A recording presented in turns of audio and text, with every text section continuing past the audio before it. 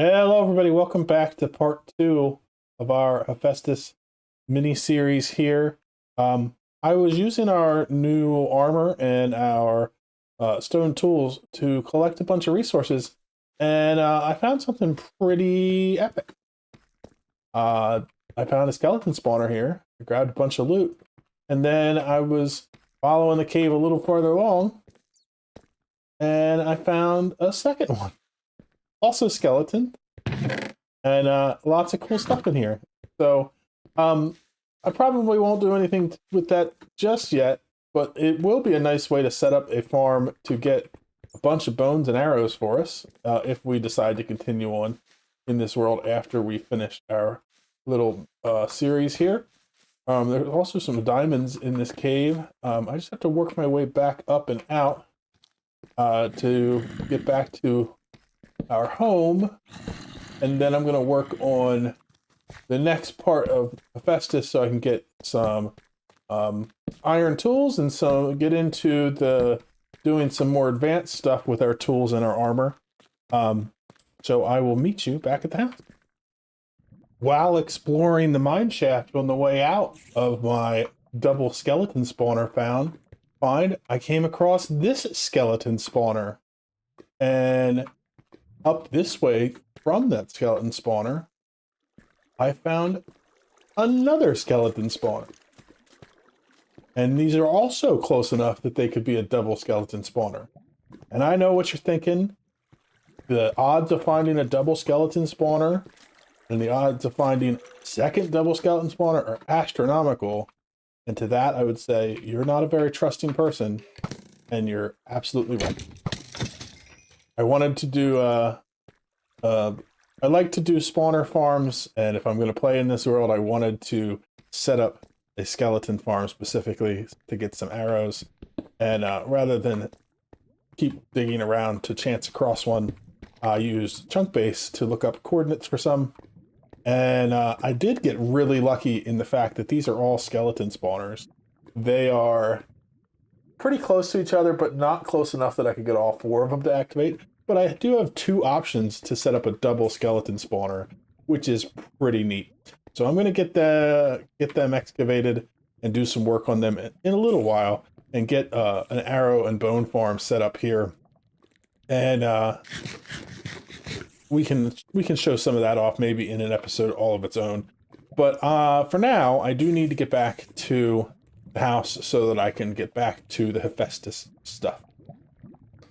We're back at the home base, and we have all of our stuff here and sorted out a little bit, and it's time to get started on today's projects. So today we're working with Puny Smelting in our series of books from Hephaestus. So this one also, just like the last one, has a lot of good reading in it that tells you all the different things, and so I encourage you to read through, and it's a good reference for stuff. It also shows you a lot new material. So these are the materials that are tier 2, which means that they are materials that we can make in the melter. So first things first, we need to take our seared bricks and our glass, and we need to craft the things that we need. So the seared melter, we need to have a gauge of some sort. We're going to make the fuel gauge, and then after that, all you do is take that and you do a shape like that to make the seared melter. The heater itself is just 8 seared brick, like so. Then we need faucets, and you get 3, so it's 1 seared brick per faucet, which is kind of nice. And then we're going to need our casting basin, which is an upside down U, or a regular U, I should say. And then the seared casting table is the upside down one. So that is the main parts made. And I already showed you how to make the Puny smelting book, but as a reminder, you just combine grout with the book. And then we're going to be using some sand casts today, so I'm going to grab a little bit of sand from our storage here. And each time you take 1 piece of sand, you get 4 blank sand casts. So it does make them a little nice to use in the early game. These are the temporary casts until we get to the point where we have gold and we can make gold casts. So to set this up, all we do is we take the heater and we put it down. The melter goes above that. I'm going to put the casting tables on either side, and I'm going to put the faucets above those. If you read in the book, there are also other ways that you can arrange it, because you can use things like channels. Let me go back and see if I can't find that. You can use channels and other things to move them just instead of just faucets. So if you want, you can have it so that they move into various places using different channels. I'm not going to get into that today, but you can if you want to make some fancier setups where you're moving fluids all around. Like if you're trying to go for like a forge or a blacksmith kind of look. So this early setup, you just use a heat source that is just a solid fuel. You could also put buckets of lava into this if you wanted, but if you were going to do that, there is what's called a seared tank. And I think I'll actually craft one so I can show it to you, because we're going to need one for our smeltery anyway. So we may as well try it out just to demonstrate it. So the way the seared tank works is in place of the heater, you just remove it, and then you put the seared tank in place, and then you grab your lava bucket and you put it into the seared tank. And now if you look in here, you can see that there is a lava source and we can use it. You can also, in the heater, if you have the lava, you can put it in as a bucket, and then you'll be able to use it like a fuel source. But it's more efficient if you put it in here, because you only use a tiny bit and it doesn't continue to burn after you're done with it. So either option is fine. I'm going to use the heater just so we can show how that works. So what we need again is to put in, did I lose my charcoal in the process of doing that? I think I did. That's okay. I have a lot more, but that's a good thing to note, that if you break that, you lose the items inside of it. Okay, so we put in charcoal. First thing that we're going to do to cast up is we're going to do a little bit of copper. And so what you do is, in the top part here, you can put items in, and you can put up to 3 in. And it's worth noting that when you use the melter rather than the furnace, for each ingot or each raw copper you melt, you get 1 ingot plus 3 nuggets. So for 3 raw copper, you end up getting 4 ingots of copper, which is a nice little bonus. That allows you to get a little bit more out of your raw ores, and that's a helpful thing, especially early game. So I'm going to melt up a couple of these batches just so we can get our tank full here. And you can see the melter has a very limited amount of space for items to go in. It also has a very limited capacity. And so if I try to melt more after this, it's just going to tell me that our capacity's full and we need to use some of it up before we can do any more. Now, I put this much in because I wanted to demonstrate that the casting basin can be used to take blocks of fluid out, which is really useful here early game, so that we can just get a little extra out of our ores. We can melt them down and we can convert them directly into blocks. If we wanted to, and we wanted to take some of our iron that we've collected, if we put a hopper underneath the basin and put it into a chest, it'll automatically pull that out. And as long as you provide redstone signal to this faucet, it will continue to pour as long as there's a valid source underneath of it. So we can have, if we were to feed our ore into this, we would have this pouring it out, and a hopper underneath that pulls the blocks out. It would continue to do it. Now, the downside of that is we could only put one type of metal in there, because if we ever got to a point where we poured out a metal and we ran out, but it wasn't enough to fill this, then it would stop the whole system. And there are ways to get around that, but we're not going to be worrying about that right now. I just wanted to tell you of the functionality for that. Now, let's use the copper that we have in here to do our first cast. So to do a cast, you take the blank sand cast and you put it into the casting table, and then you grab a part that you want to cast. In this case, I'm going to put a wood pick head in there, So you put it down and then you pick it back up so it leaves an impression of the part you're trying to cast. And then you just pour molten metal into it. So in this case, I've made a copper pick head. Let's go ahead and put that on this tool just to demonstrate it. So you can see, again, without the copper pick head, we have a durability that goes from 130 to 1, or goes up to 169. We have all of the stats here. We can actually, if we hover over it and compare it to the one that was there, we can see. Oh, actually, we need to look at this list. So we can swap it back and forth and look. So this slightly decreases our attack damage, but it slightly increases our mining speed, and it doesn't change our harvest tier. So I'm going to go ahead and do that for this tool, just so we can see how it works.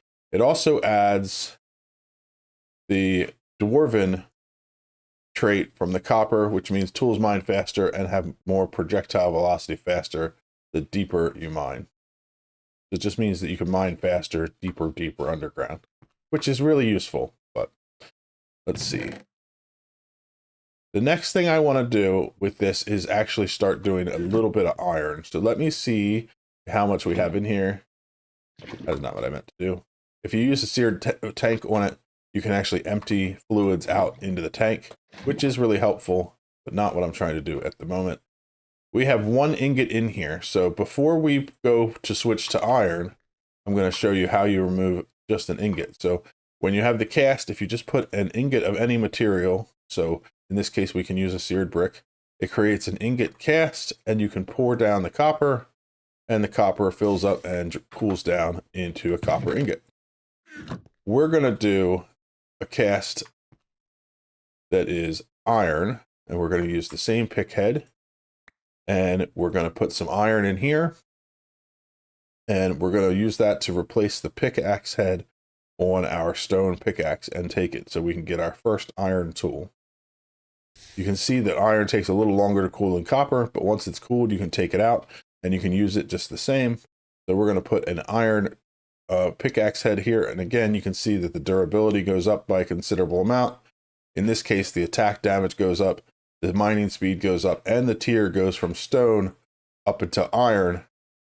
We lose the stone bound effect, which stone bound effects means that the tool mines faster and as it wears out, and it does less damage when it has less durability.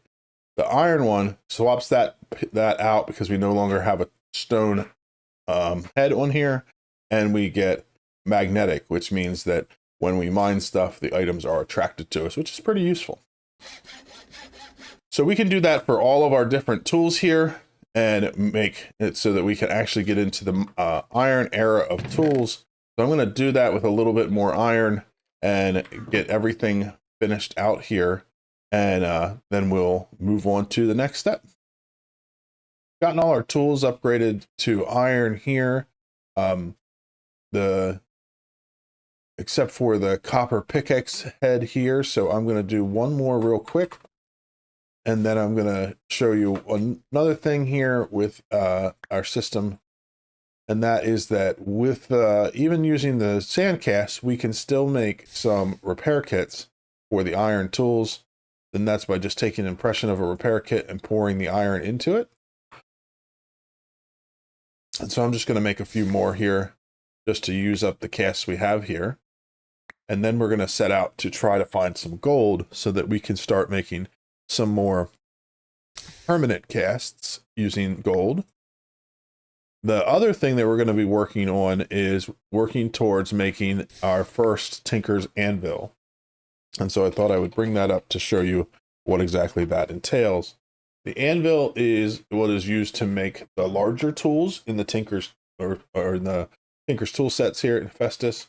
And in order to make it, you need to make an anvil. And if we look at the recipe for the anvil, and it needs one of the anvil metals or the top of the anvil. So you need 3 blocks total of it, but it has to be one of these metals here. So the options are, I think I'm missing one up there. Oh yeah, you could also use a block of netherite, which is not something we have access to. So we have slime steel, amethyst bronze, rose gold, pig iron, queen slime, manulin, and hepatizon, which is new to me. I've never used this before. This is taking copper, cobalt, and quartz to combine them together, but you need blaze blood to get the temperature high enough to do it. That's something we'll show you in a little while to show you how to get to that, but we do not have the technology for that one. So the manulin is just a combination of cobalt with molten debris, so it's a nether material, which we do not have quite yet. Queen slime we could make by combining cobalt with gold and magma. So again, cobalt and the magma probably. We could get magma without going to the nether, but we need the cobalt and we also need the blaze blood in order to make queen slime. So that's not an option for us right now. Pig iron is something we could make because this accepts lava because it's less than 1,000 degrees, but we don't have honey yet, so that's not an option at the moment. Rose gold is a combination of copper and gold, so if we get a decent amount of gold, that's definitely an option. Amethyst bronze is a combination of copper with amethyst, so this is definitely an option because we can find amethyst, but it depends on us finding a geode underground. And finally, we have the slime steel, and slime steel is a combination of iron with sky slime and seared stone. Now we did find sky slime crystals. We have some iron, and we can definitely make more of the seared stone. The easiest way to do that is to take some of our other seared brick that we already have and melt it back down. But you can also make extra grout using clay, sand. Oh, I already have some sand in my inventory, and gravel, so that we can combine those and make a couple more pieces of grout. And then when they melt down, we get more of the seared stone in our smeltery. Now, the issue is, in order to get to this, we need to be able to alloy items, which means we need to have an actual full smeltery, because you cannot alloy in the smelter because you can only put one metal in at a time. So first things first, I'm going to go and I'm going to collect a bunch of gold that I can, if I can find it, so that I can work with some casts. And then when I come back, we're going to use our melter to make our first smeltery, and we'll get into some of that. Okay, I'm back up from the mines. I collected just a handful of gold, and I melted some down. So when we make cast out of sand, we have to put the cast material down, put the item in to make an impression, and that's how we make a cast. Gold is a little bit different. We melt the gold down, we put the item in here that we would like to make an impression of, and we pour the gold over it. Now, unlike the sand cast where we get the item back, we do lose it, but now that we have this cast, it is going to stay that cast forever. So we can pour metal into it as many times as we want, and it's going to continue to keep its shape. So we'll be able to use it again. The other thing that's notable is that we can make a casting chest, and the recipe for that is this right here. So we just need a cast, 4 seared bricks, and a wooden chest. So let's grab seared brick, and I'm just going to use this cast to make this, and we can make a cast chest. So now we're going to sit that right here just to have a place to put it. Now I did use up that cast, so let's make a new cast for an ingot. And so what the cast chest does is it takes it so when we have cast, we can put it in here. And just like the part chest, it gets bigger as we need it to, and it can hold different casts. So that way we can have this as a storage for casts. We can just grab them out of here real quick, use them, and then put them back away. Pretty handy. Now we can also make casts in gold of tinker's parts. So the pick head here, now we have a gold cast. So no matter how many times I have to make a new pickaxe head, I can just use this cast to make it. That's the purpose of all of those. So now the next thing we want to work on is getting into our smeltery. So in our book, this covers just all of the things we need for just using the melter, and we do have upgrades and modifiers in here as well as the details on the tier 2 ranged materials. But to get into the smeltery, we need to go a little bit further. So at the end of each book, it shows us the next book that we can make. So the next one we're going to be making is the mighty smelting book. So what we need to do is grab a book. I already have one made. Maybe not. Grab a piece of leather, and we'll get 3 sugarcane.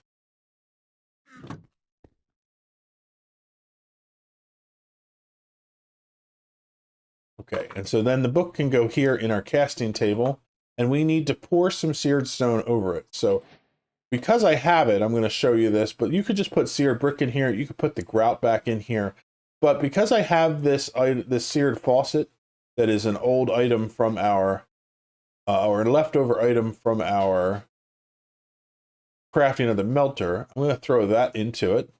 And that's going to give us 1 brick of seared stone. And we can pour that down over our book. You can see the book changes into our new mighty smelting book. So let's put our old book away. We're done with that for now. And we can use the mighty smelting book from Thrall. So mighty smelting talks about the smeltery. So now we're into tier 3 materials. We also have broad tools. There's even more abilities and defense items that we can use. There's a section on entity melting, which we'll get into, and the smeltery is what we're doing now. So this is showing us about the anvil crafting that we have to make once we get into alloying. But to do that, we need to use the smeltery, and it has a list on all the different blocks you can use here. And if you go through, it has good reading, explains the size that we can do, maximum sizes and things like that. And has a brief section talking about alloying. So it's a really useful guide for the smeltery itself. So if you want, you can pause and read each section here for the different blocks and things like that. But I'm going to show you how to craft the thing. So first thing we need to do is get another seared stone brick. So we can just craft that from the bricks here, and we need to put that into here. Now we're going to need some copper, and so I'm just going to grab 3 pieces of copper, and we're going to put that in here and melt them up.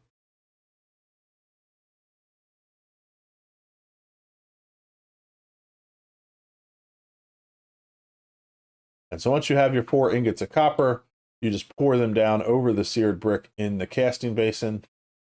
And after waiting for it to dry, we now have a smeltery controller.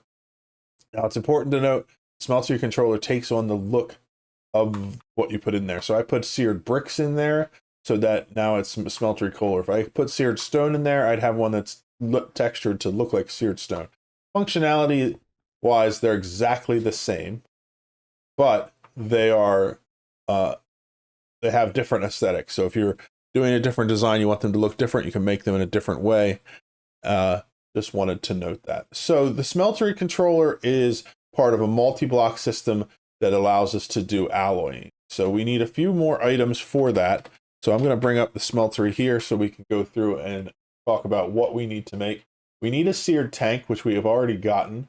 I'm actually going to add this to our list because I want to make a few of these. We can use either seared glass or seared bricks as the walls of our smeltery. We can use ladders if we want to be able to make an easily accessible way to get to the top of our smeltery.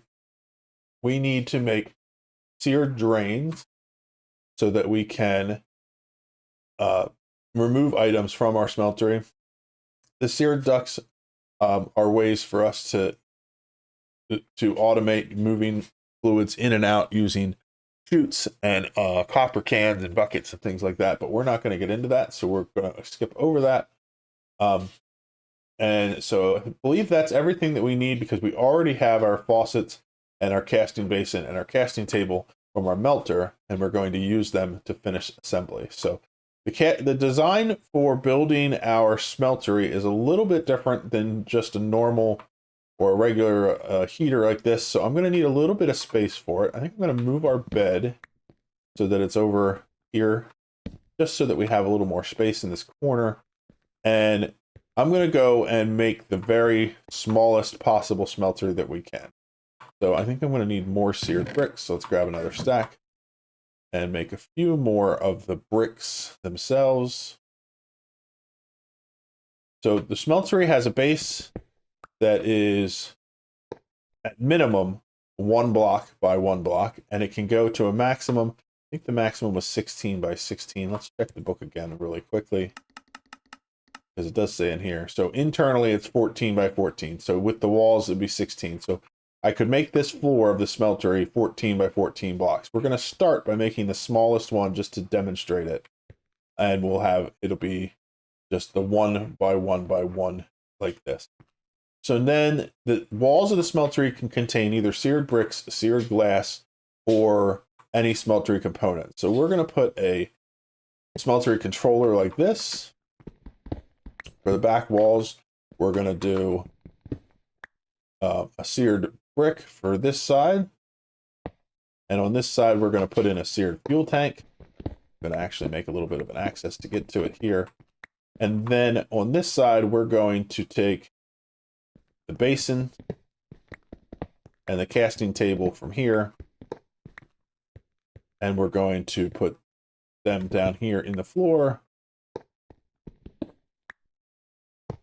And then we're going to put our chute. So to make the chute, we just need to have either 4 seared brick or 1 seared block of any kind and 2 copper ingots.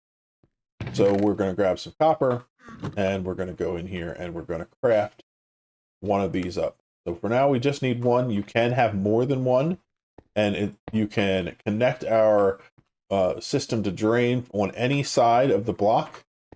And in the inside, you'll see that there is a large section for fluids to drain into. So we're going to take this, go like this, and this. And now we have a smeltery that is up and built. You can see that the size of the smeltery is based on the internal space inside. So it's a 1 by 1 by 1 structure, which means we have 1 slot to put items in. We also can only hold 12 ingots. We can hold 12 ingots per slot. And you can see that there's no fuel because there's no fuel in that seared tank. If we put fuel in there, we now have a working smeltery. So let's just do a quick demonstration of that so that we can see it in action. We'll put in 1 raw iron.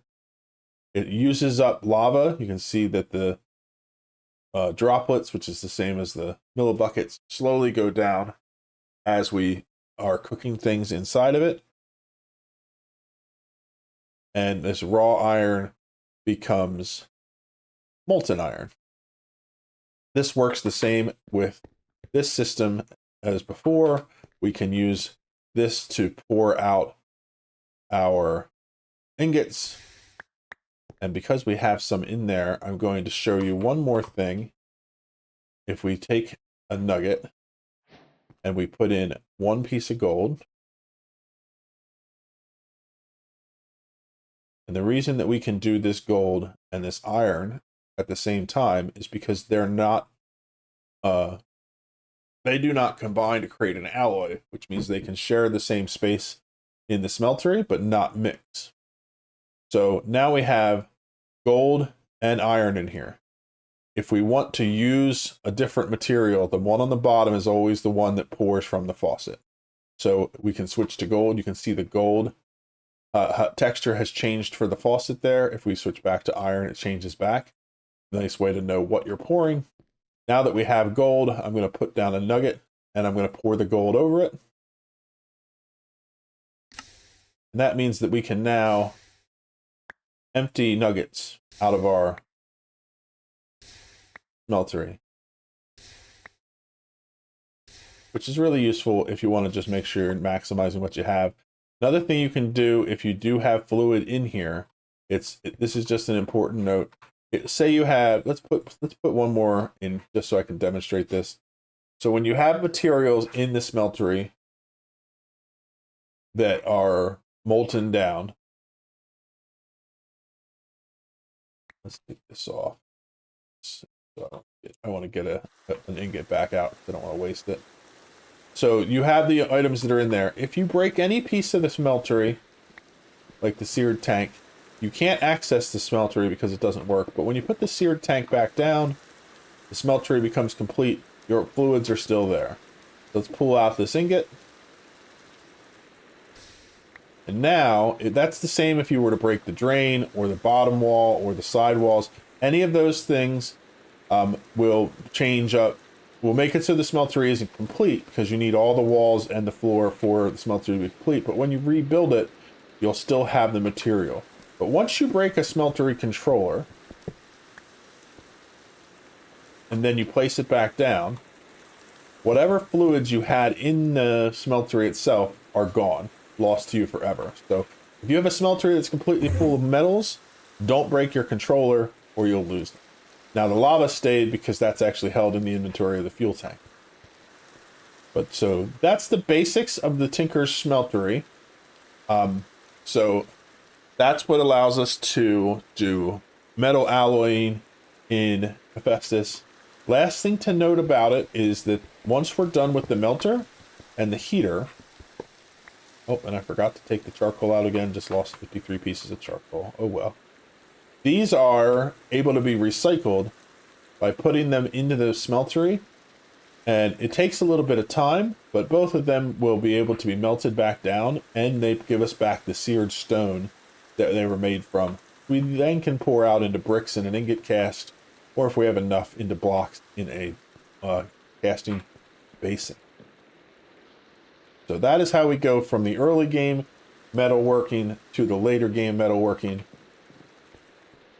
I'm going to collect a few more things now that we have this working, and after that's done, I will show you how we get into. Well, I guess this won't melt down in there because of maybe there's not enough space. I think I need to make a bigger smeltery in order to do it, which is fine. I'm going to collect a few more resources, and then I'm going to show you how to do some upgrades on tools to make them really shine. Actually, just looking at our time, I noticed that the building of the smeltery was a little more complicated than I thought, and we're over 30 minutes already, which is fine. We're going to make a third part of this video that is just all about doing abilities and upgrades onto our tools, as well as using the smeltery to make the Tinker's Anvil, which allows us to get into the higher class tools that we want to get into. So I hope you have enjoyed watching this episode. Again, if you have any questions that I wasn't clear about, or you want to see anything else added into the videos, please leave me a comment, and check out part 3 to see the next steps in Hephaestus. I hope you enjoyed watching. I will see you in the next one. Bye-bye.